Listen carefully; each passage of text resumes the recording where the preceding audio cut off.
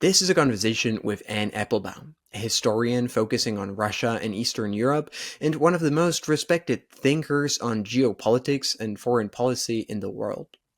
I use this opportunity to try to make sense of what's going on in Europe and in the United States, and better understand where we might be heading. And so we spoke about the US foreign policy under Donald Trump, and whether Trump is really turning against Putin, about the future of US-Europe relations, and about Russia and Ukraine, about what's driving Putin and what we still fail to understand about him, what could make him stop the war and how that might happen, or what does the future of Russia look like. This podcast and interviews like this can exist only thanks to its supporters on Patreon, to whom I'm deeply grateful, and who get a bunch of perks in return for their support, including the full ad-free version of this and other episodes, and additional bonus content. And if you want to get more geopolitical analysis to help you filter all the noise from the stuff that actually matters, I also write a newsletter where I break down big picture geopolitical stories, trends, and patterns. You can find the link in the description. And now, enjoy the conversation. So, welcome to the podcast. No, thanks for having me.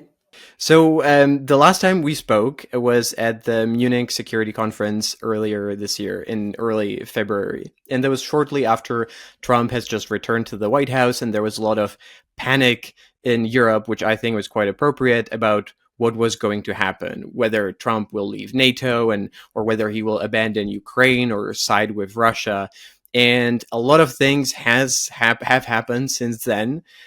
Some of the worries came true. Some of them so far did not.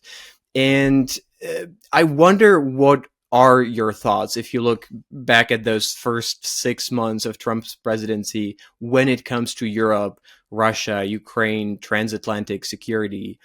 Is it, or has it been as bad as you maybe have thought? Was it better? Was it worse? How are you thinking about that?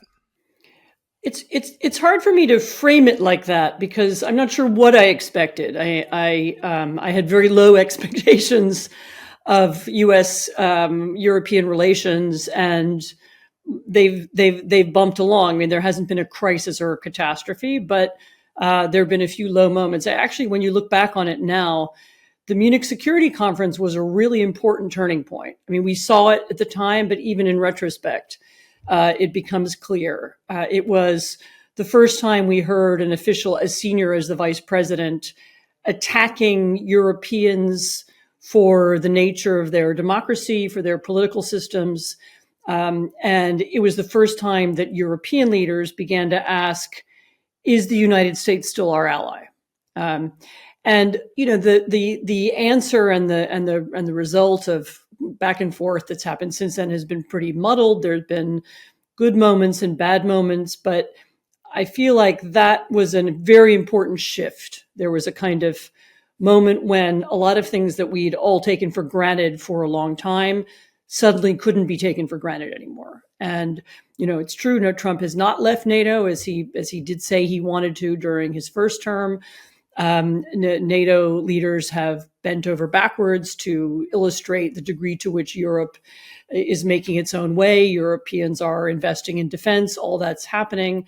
There have been, you know, a number of leaders who've made a point of trying to see Trump, flatter Trump, and so on. And not everybody has done it, but quite a few have. And so there's been no major rupture, but I think that was still, you know, that moment at Munich was still important. And there were a few things that happened afterwards also that I think were important. One was the role that Elon Musk and the X app, the former Twitter app, played in the German election. For the first time, you know, a U.S. social media a platform was seen to be taking sides.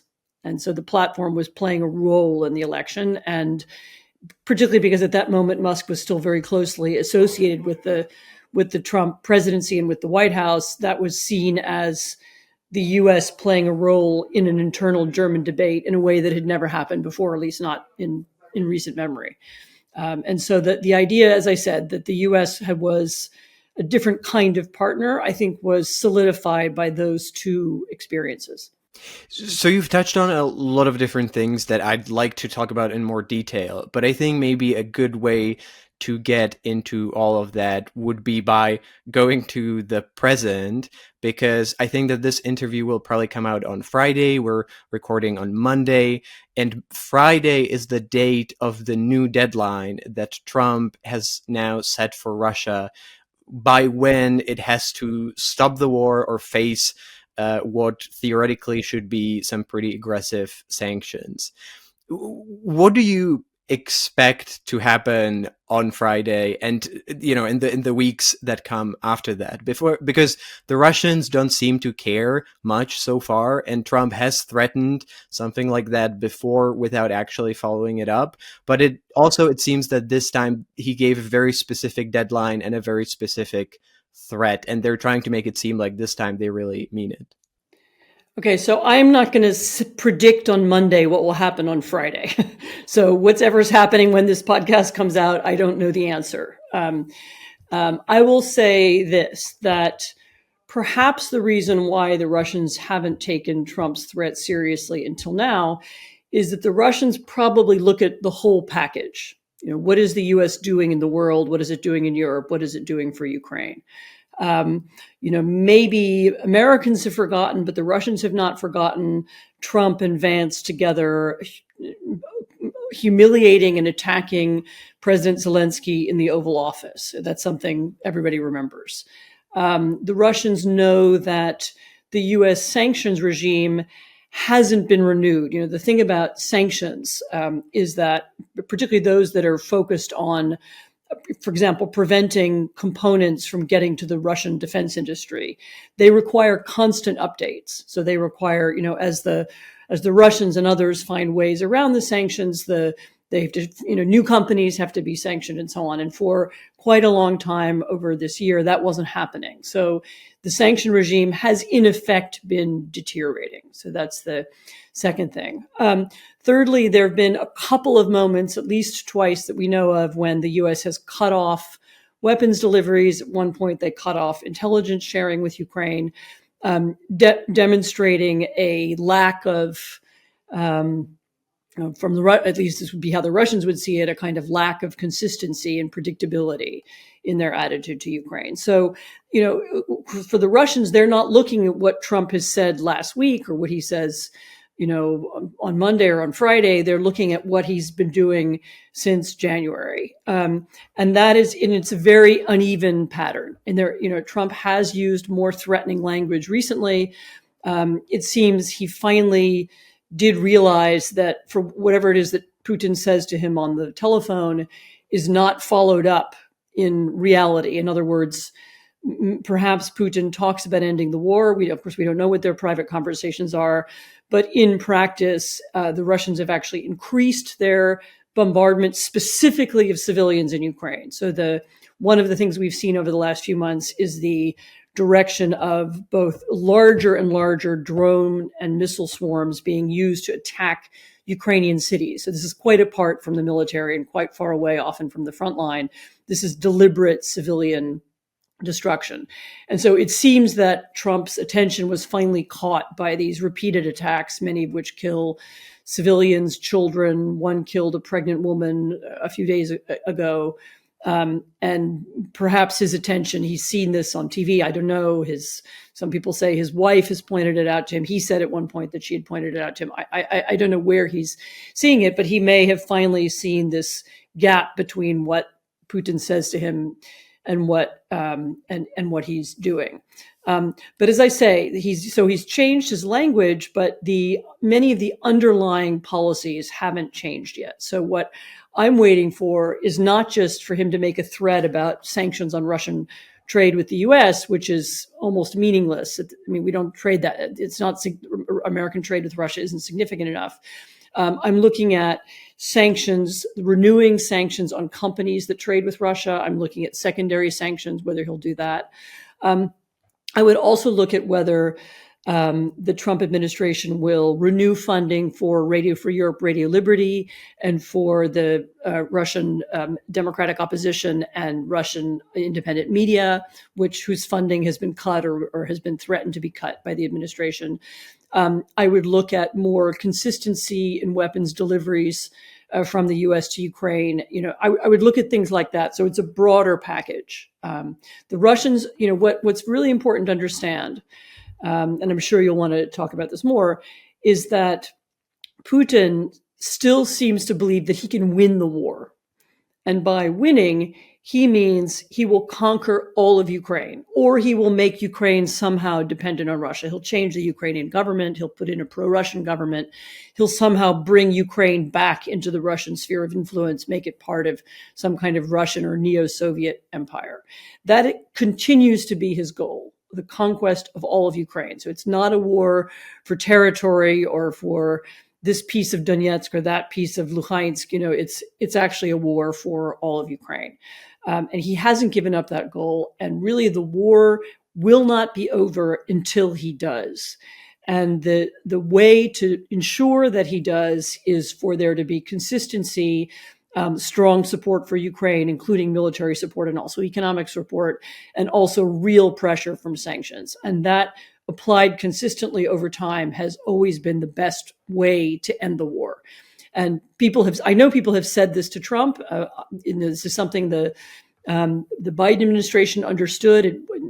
They also made mistakes, but they did understand that what was important was this level of consistency. When Trump finally understands that, and when he begins to coordinate all the different departments of the government, to achieve that, then maybe we would see some real change. Just a quick break here. If you care about geopolitics, and I assume you do since you're listening to this, you might want to consider signing up to get my newsletter, Station Zero. Once every week or two, you'll get a free geopolitical analysis, a story, trend, or pattern of something that's really important, but that most people tend to miss. Like the one where I describe a chaotic oil war that's been going on between the US, Russia, and Saudi Arabia, that you basically never hear about, but that's quietly shaping geopolitics. If you want to sign up, just click the link in the description. And now, back to the conversation. And do you think that it's realistic to expect that that might happen? Because I think that you yourself said that Trump has had this affinity towards Russia for quite a long time, even long before he ever first got to politics. And I feel like we always get our hopes up about what Trump might do. And then, at least in Europe, we're often disappointed when that doesn't actually turn into reality. So it is true. I mean, this is just a matter of public record that Trump has been interested, had a special interest in Russia and a special dislike for American alliances going back to the 1980s, when he took out a series of newspaper advertisements attacking the NATO alliance. This is before the end of the Cold War. This is also a matter of public record. There were Russian investments into his company, into his buildings, Russian property purchases at a time when it was very easy to buy property anonymously, in his purchases into his buildings and investments into his property. He's had a relationship with Russian business going back a long way. He's had a fondness for and admiration for Putin that he's expressed many times. He's said on multiple occasions, he's expressed his admiration in a way that he hasn't done with other European leaders. So it's and I can't draw any. I don't have any, a deeper explanation. I don't have evidence of any kind of conspiracy.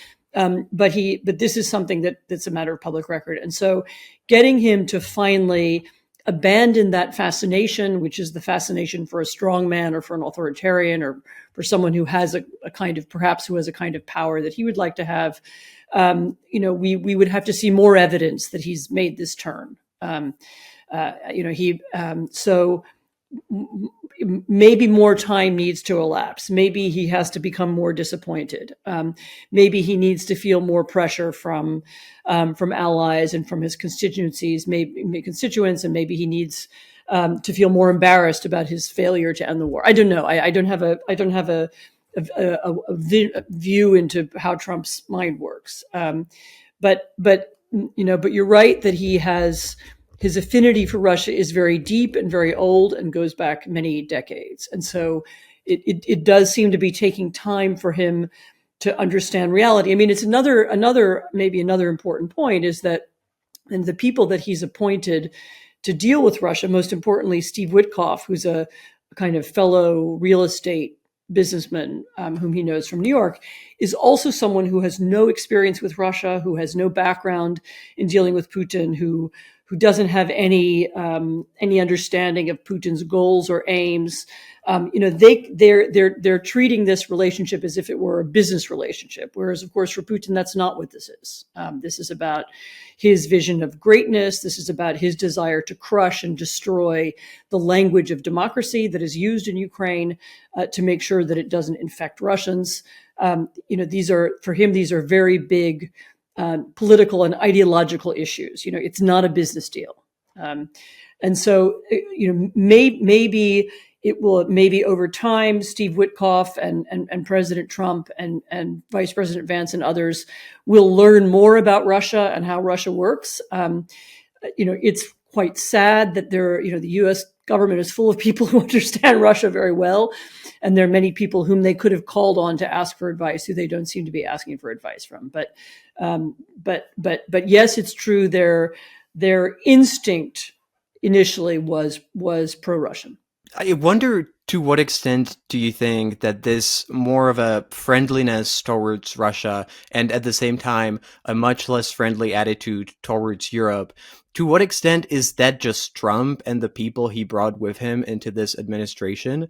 And to what extent it's some more fundamental shift in the United States or in the Republican Party that we in Europe haven't noticed before? And to what extent we may be looking at it from Europe, we should expect that when Trump is gone, this will go back to normal, or whether this is something that will linger on long after Trump is gone and a new generation of Republican politicians will come after him. So this is something of a chicken and egg problem. In other words, the fact that we have in the White House and in the administration a group of people who are instinctively pro-Russian, who are instinctively anti-European, both against the European Union, but also suspicious of European leaders and European democracy, which they see as a kind of ideological challenge, as sort of ideological enemies rather than friends. That influences their voters and their followers. The things that they say and the interviews that they give and the propagandists who around them who take clues from what they say and who then appear on podcasts or on X or on other forms of social media.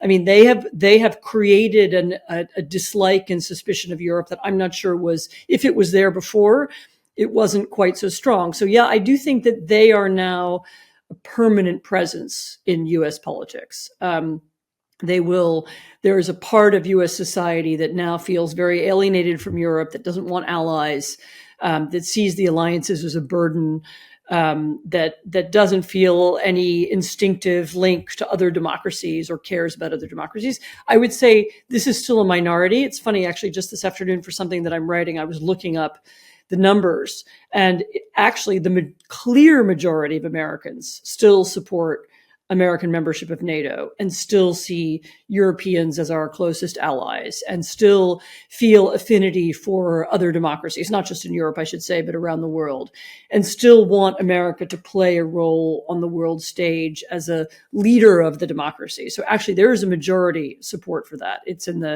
depending on how you ask the question, it's kind of 60, 70%. I mean, it's quite a high and clear majority. But the numbers who agree to that in the Republican Party among people who are registered Republicans has dropped. And so this is, and the Republican Party is one of our two political parties, and, they will always have influence, and sometimes they'll be in control of Congress or the White House. And so I think it's now a permanent piece of American foreign policy, at least, until there's another shift or change or events that reshape that. But right now, yeah, I think it's something that I think European leaders have to take that it's not, it's a little bit more than skepticism. It's actually a kind of anti-European sentiment and feeling that exists in a part of the Republican Party. I think that's now probably permanent. Why do you think, or where do you think that is actually coming from? Because I think as a European, it's something that you clearly notice, but it's very confusing, and I'm never sure to what extent, because it aligns quite well with the way portrayal of the world as the Russian propaganda or Russians portray it, and a lot of people who you said were instinctively pro-Russian seem to accept and adopt this worldview. But why is it so popular? Is it just that it came at a time when the West is so politically divided that it was particularly vulnerable to it? So first of all, once again, it's not the majority. The majority, are of Americans, and I would say the majority of American politicians, absolutely clear majorities in the Senate, for example, and Congress are pro-European or pro the alliance is a better way to put it.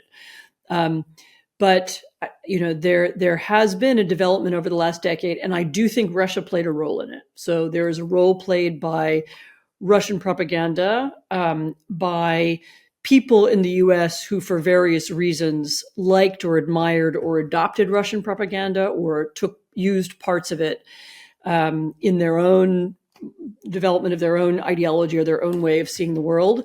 There's a kind of co-creation. I mean, it's not the case that clever Russians manipulated Americans. I mean, I think actually sometimes the influence goes the other way. I think this kind of, for example, the right-wing critique of so-called woke culture.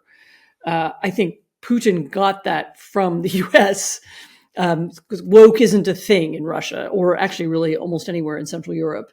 It's a thing that he learned about from reading the work of the American far right. And so, and then Putin himself began to say this. He's made comments about arguments about transgenderism that he's seen on American social media and so on. So in a way, this is they worked jointly together. I mean, in a way, I have written about this before. There's a strange and almost eerie parallel between the relationship of the American far right and Russia and the American far left in the middle of the 20th century and the Soviet Union, in that in both cases, there are Americans, many of whom have never been to Russia, know very little about Russia, who admire Russia as some kind of alternative to their own society. They don't like their own society. So the left didn't like capitalist America in the old days. The far right dislikes diverse America. Or this is I'm using this is a shortcut. I mean, of course, it's more complicated than that. And they therefore see in Russia some kind of alternative ideal. And Russia is sufficiently far away and sufficiently unknown so that they can make Russia into a kind of ideal that they don't have. And this is exactly what the far left, the American communists, did about the Soviet Union. They imagined it to be some kind of workers' paradise, where happy peasants produced lots of grain. They saw the Soviet posters and propaganda, and they believed that was true, and they wanted something like that for the United States. And so you now have the phenomenon of the far right imagining that Russia this is their language, is a white Christian nation that doesn't allow, all these modern things like feminism. I mean, if you know anything about Russia, you know that it's actually a multilingual, multicultural nation, far more so than the United States. There are parts of there are the sort of the republics inside Russia, which are run by equivalents of Sharia law. That's Chechnya is run by it's partially Sharia. There are people speak many languages there. People have many different colors, skin. There is no single religion in Russia, and even those who are Christians very rarely go to church, and almost nobody in Russia has ever read a Bible. In addition to which, there is repression of Protestant groups in Russia, including some that have a lot of following inside the United States. So the idea that it's somehow a great place for white Protestants is a myth. But it's a myth that a part of the American right has taken up, and you can hear them saying it. There's there's a goes back to Pat Buchanan, who was a kind of one of the fathers of the original the modern American far right, was someone who started with this more than a decade ago, and you can hear others saying the same thing. And so, as I say, it's a kind of imaginary. There's an imaginary ideal. They dislike things about their own country so much that they see some kind of alternative somewhere else, and that's been true of the American far right in Russia. And of course, the Russians saw this, understood it, fed it. I mean, there's some instances of Russians paying Americans who produced this kind of propaganda. There was an incident last summer where the American Justice Department revealed that a media group in Tennessee had been receiving money from a mysterious foreign investor with an Armenian surname, who turned out to be Russia Today. I mean, it turned out to be just Russian state media who were paying them to produce videos, some of which were anti-Ukrainian, some of them were about other things. But so in some cases you can see money, in some cases you can see Russian social media campaigns. But I think it's also it's the same thing that motivated the American far left in the past. This imagining that there's some better alternative state and some better alternative leader who we can admire. Right. No, I think that's an excellent point, that Russia has always been able to present itself as whatever people want it to seem like. And you also have the horseshoe theory, so the far left and far right often somehow meet at the extremes.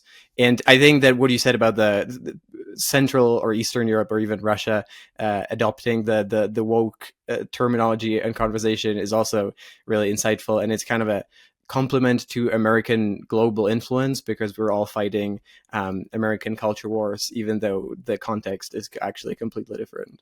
Yeah, there's a great article by a colleague of mine at the Atlantis, Helen Lewis, who wrote about how she's British, and if you're an English speaking country, you're sucked up into the American culture wars, whether you want to be or not, just because that's the thing that dominates your media. But it's made its way into other media in other countries too. Yeah. In Czech Republic, the woke culture is almost non-existent, but people still fight against it. So it's right. That's Same in exactly the same thing in Poland. There's it doesn't exist here, but or if it does, it's people imitating Americans. There's no natural basis for it, or for the opposition to it. It's just something that people find. It has power and it has echoes, and they find it useful. It's a testament to how influential American culture actually is.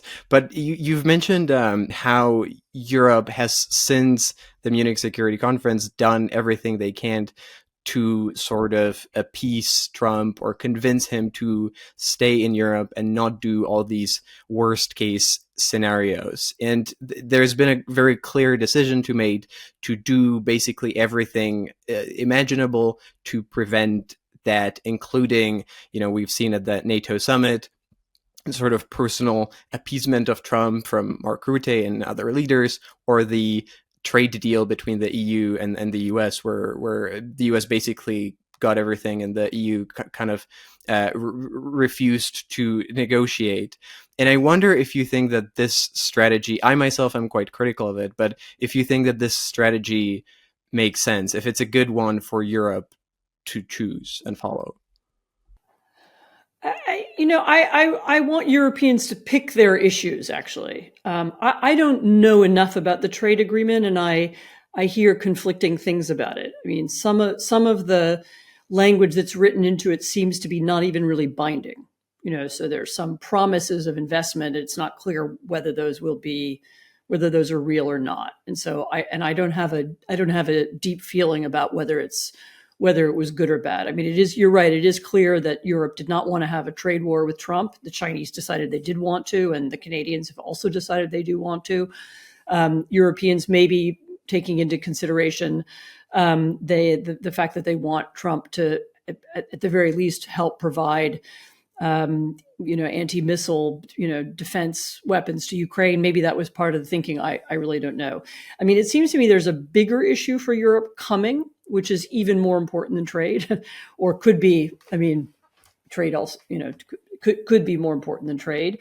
And this is the issue of whether Europe will choose to regulate American social media and American tech more broadly, but especially social media.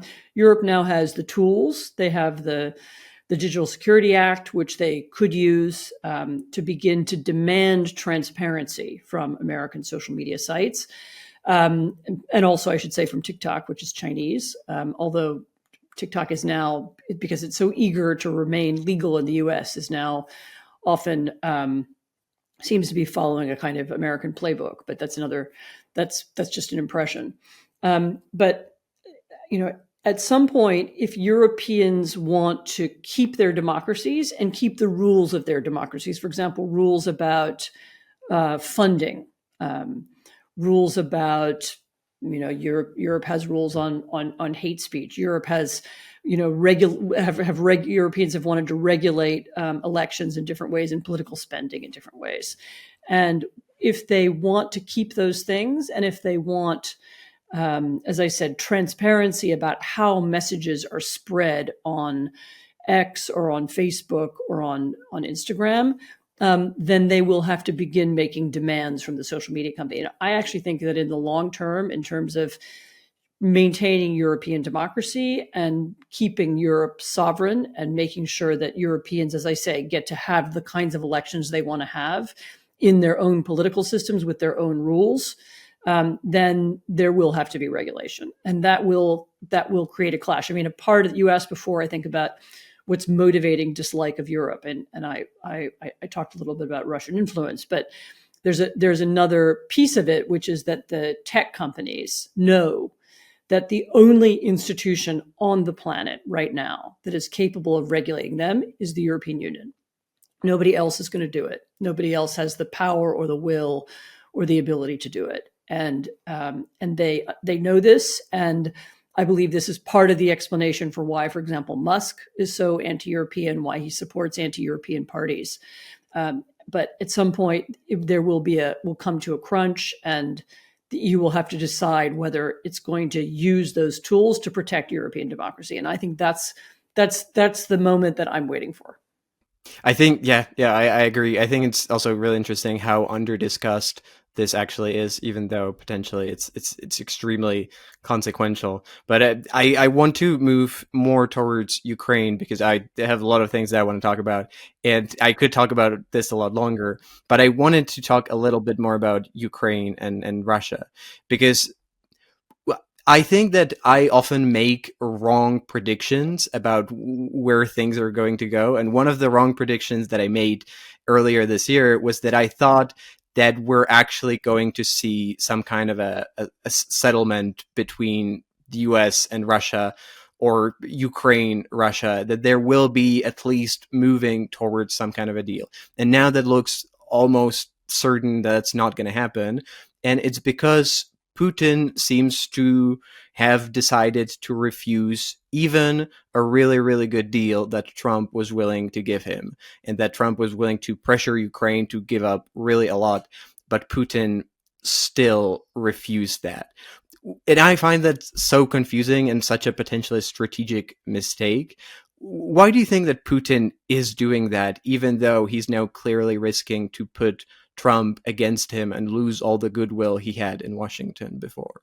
So I'm not surprised at all, actually, because it's been clear to me from the beginning that this is not a war over territory. Thank you for listening to the free part of this interview. The conversation is not over yet, but the next part is only for the paid members on my Patreon or Substack.